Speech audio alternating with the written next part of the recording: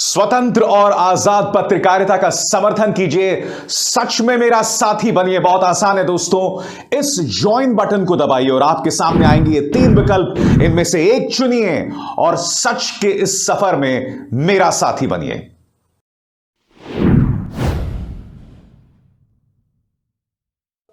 नमस्कार दोस्तों, मेरे इस मंच पर मैं अभिसार शर्मा आपका स्वागत करता हूं कि मेरे इस चैनल को न सिर्फ आप सब्सक्राइब करेंगे बल्कि उस बेल आइकन को भी दबाएंगे ताकि जैसे कोई शो करूं सीधे आपके मोबाइल फोन्स तक पहुंच जाए। तो अगर राजनेता भारतीय जनता पार्टी पर लगातार दबाव बनाए रखे, अगर मीडिया अपनी काम ईमानदारी से करे तो भाजपा को मुद्दे पर आना ही पड़ेगा। मीडिया ने तो अपना काम ईमानदारी से नहीं किया, मगर लगातार अखिलेश यादव जो हैं किसान, महंगाई, बेरोजगारी, इन मुद्दों को पकड़े रहे और भारतीय जनता पार्टी पर हमला करते रहे। वो जानते थे कि आवारा पशुओं का मुद्दा बहुत गंभीर मुद्दा है और यही वजह है कि पहले 2 चरण के मतदान में भाजपा को जिस सफलता की उम्मीद थी वो शायद नहीं मिल रही है। क्यों?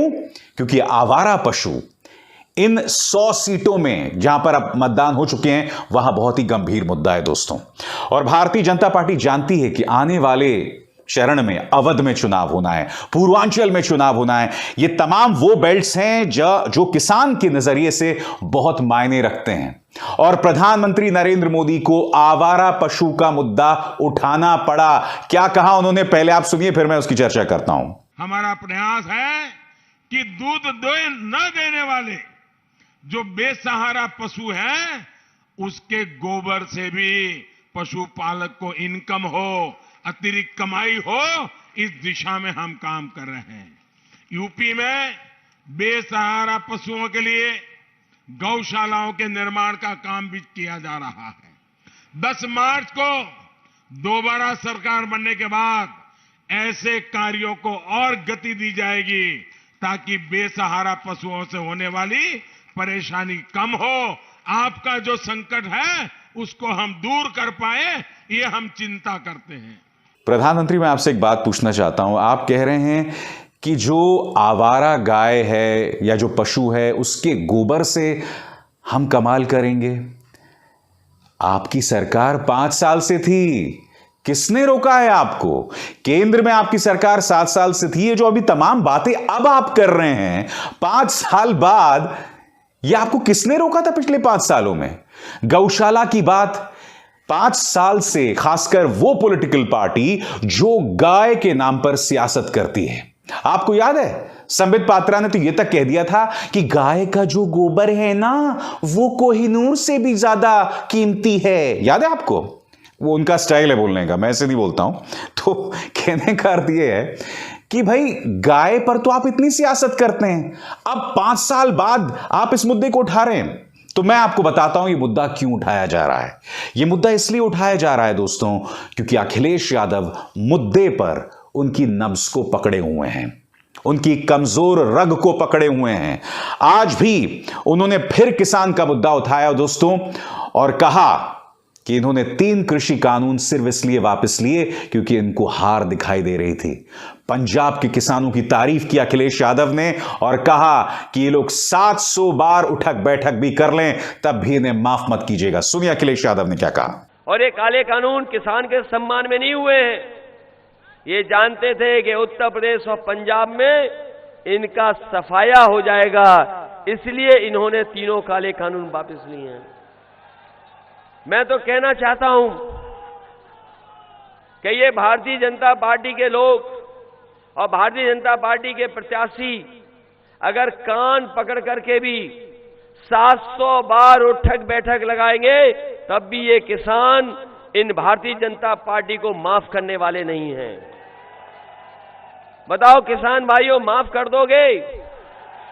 मुझे खुशी है उस बात की। मैं बधाई देता हूं पंजाब के किसानों को कि वो किसान उनकी सभा में नहीं आए, खाली कुर्सियां पड़ी रहीं, कोई पहुंचा नहीं किसान। बताओ किसानों को, किसान जो शहीद हुए 750, ये सरकार को कभी माफ कर सकते हैं?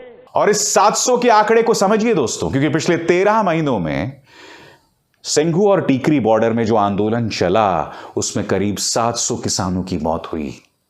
आपको याद होगा सत्यपाल मलिक जब प्रधानमंत्री से मिलने जाते हैं और प्रधानमंत्री उन्हें पलट के क्या कहते हैं कि ये 500 किसान मेरे लिए थोड़ा ना मरे थे। कम से कम ऐसा सत्यपाल मलिक मानते हैं। तो मुद्दे पर बने रहना पड़ेगा, और मुद्दे पर बने रहने का एक और चमत्कार देखिए स्वतंत्र देव सिंह आपके स्क्रीन पर। यहां पर वो कह रहे हैं कि ये चुनाव मोमबत्ती बनाम 24 घंटे बिजली का चुनाव है। बिल्कुल सही कह रहे हैं आप स्वतंत्र देव सिंह, मुद्दे पर बने रहिए। अगर आपको लगता है कि आदित्यनाथ सरकार ने 24 घंटे बिजली दी है राज्य को, तो यकीनन आपको जीत हासिल होगी। मुद्दे पर रहिए। ये जिन्ना बुन्ना टुन्ना, इससे कोई फायदा नहीं होने वाला है। इससे सिर्फ और सिर्फ देश को बांटा जाएगा और सिर्फ कड़वाहट पैदा होगी। आप लोगों ने अपने चुनाव प्रचार की शुरुआत भी कैराना से की, जानबूझकर, और वहां बार बार आप मुजफ्फरनगर दंगों की याद करते रहे।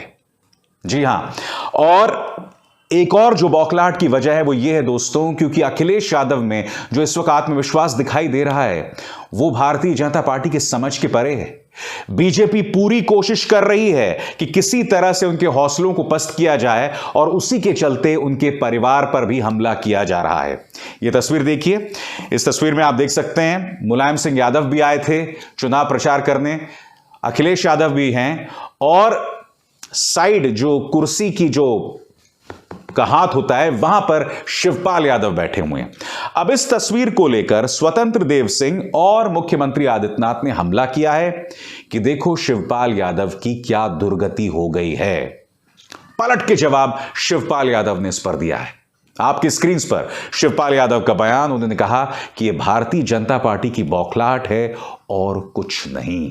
दोस्तों मैं आपको बतलाना चाहूंगा, जैसे आप किसी के परिवार पर हमला करना शुरू करते हैं तब मानो आप तर्क हार गए, तब आप बहस हार चुके हैं। क्योंकि देखिए होता क्या है, जैसे ही आप किसी के परिवार की बात करें, यानी कि अगर मैं आपके परिवार की बात करूं या आप मेरे परिवार की बात करें, तो जाहिर सी बात है मेरा परिवार मेरा निजी मुद्दा है, मेरी कमजोर नब्ज है।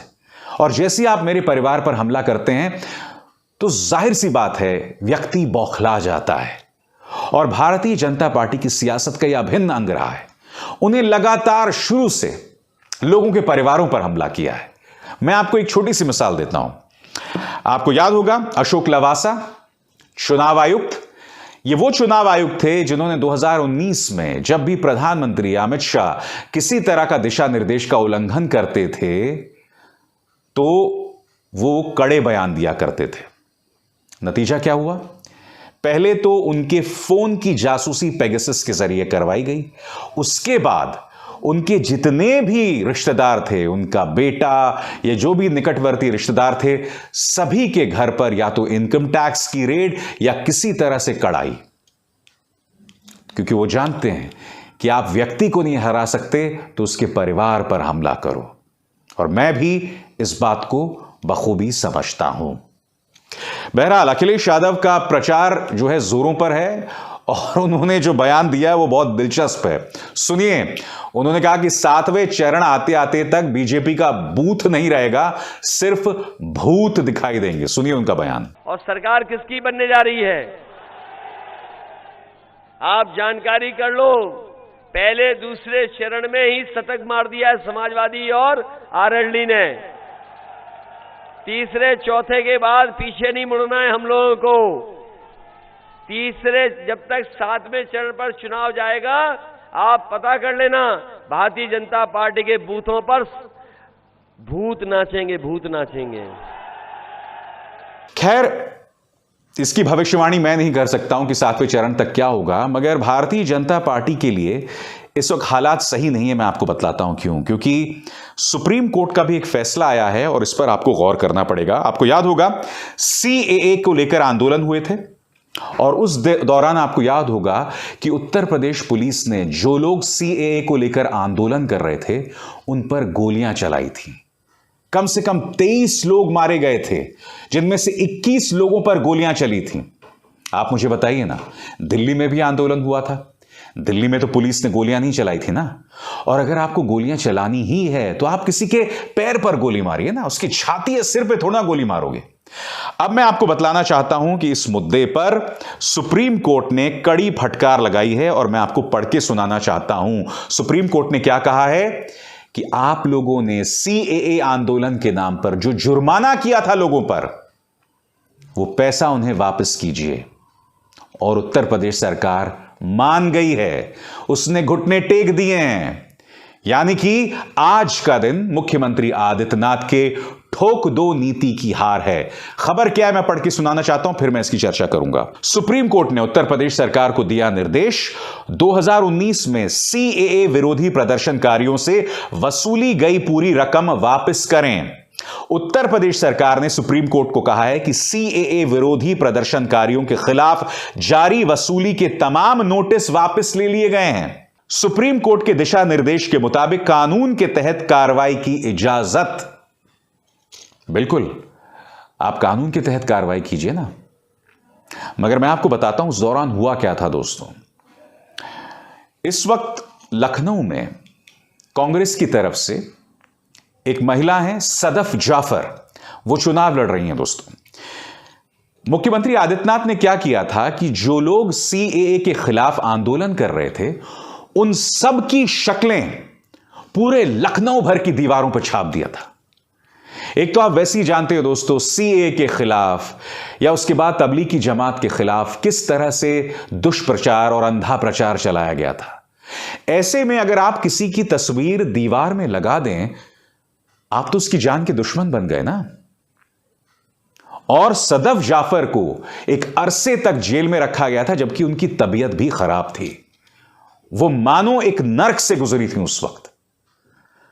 तो आज का दिन दोस्तों एक बहुत अहम दिन है और मैं आपको बतलाना चाहता हूं कि इसका स्वागत डॉक्टर कफील खान ने भी किया। हां, वही कफील खान जो सीए आंदोलन के दौरान रासुका के अंतर्गत यानी कि राष्ट्रीय सुरक्षा एक्ट के अंतर्गत करीब 9 महीने तक जेल में थे और जब जेल से रिहा हुए तो इलाहाबाद हाईकोर्ट ने कहा कि इनका जो भाषण था वो तो सामाजिक एकता और देश की अखंडता का प्रतीक था। यानी कि जिस मुद्दे के लिए आदित्यनाथ ने उन्हें जेल में बंद कर दिया था उस मुद्दे की तारीफ की थी अदालत ने।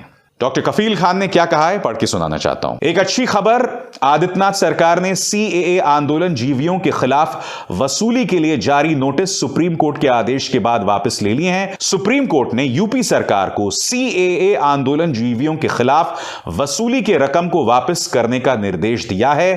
5 साल तक बहुत उत्पीड़न किया है, अब जाने का समय आ गया है। खैर, जैसे मैंने कहा ना, अभी इंतजार करना पड़ेगा, कम से कम 10 मार्च तक तो इंतजार करना ही पड़ेगा। और तब भी मैं नहीं जानता हूं किस तरह की विचित्र राजनीतिक तस्वीर सामने उभर कर आने वाली है। मगर फिर मैं कहूंगा, अगर आप मुद्दे पे रहेंगे, अगर आप ताकतवर सरकार से सवाल करते रहेंगे, तो चाहे कितनी भी ताकतवर सरकार है उसे मुद्दे पर आना पड़ेगा। यह सीख है, खासकर जिस तरह से ममता बनर्जी और उसके बाद अब अखिलेश यादव चुनाव लड़ रहे हैं या पहले ममता लड़ चुकी हैं। यह एक सबक है तमाम राजनेताओं के लिए। अब अभिसार शर्मा को दीजिए इजाजत। नमस्कार।